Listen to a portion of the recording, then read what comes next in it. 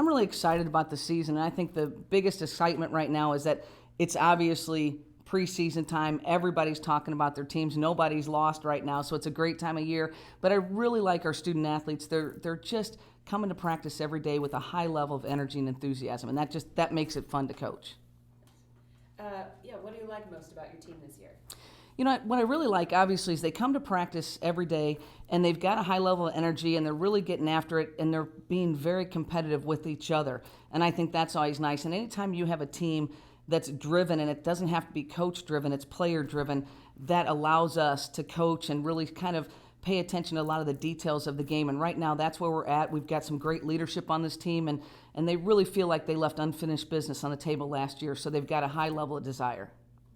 And what do you think is one of the biggest challenges for your team this year? I think for every team, it's always staying healthy. I think making sure that we can keep our student athletes. Basketball season is such a long season, and making sure we can keep them healthy all season long is going to be important for our success. What do you think about the OVC overall this year?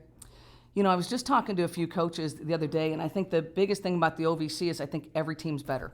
I think every single team and every single school is better this season, and I think that makes it exciting. I think night in and night out, you're going to see some great plays, you're going to see some great players, and I think the game is going to be better for the fans and the players alike. And what will it take for your team to cut down the nets in Nashville in March?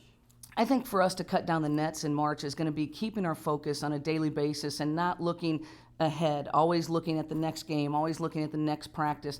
And if we can keep that perspective and make sure we're enjoying each day, I think in the long term we can have a very successful season. But like always, staying healthy, staying at it, but really never looking ahead, always looking at the game at hand. And what impact, if any, will some of the rule changes have on the game this season?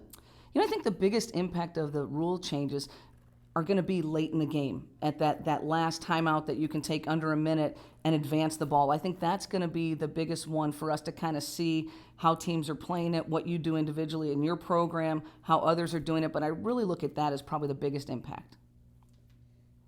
Good. And finally, tell us about your non-conference schedule. Our non-conference schedule is going to be tough. I have this belief that we'll go anywhere and play anyone, and I think the toughest thing about our non-conference schedule is that, we're going to Oklahoma State, we've got Missouri, we go to Missouri. We're going to a lot of different conferences, different places, and I think the different styles that we will see in non-conference are going to help prepare us for the conference season.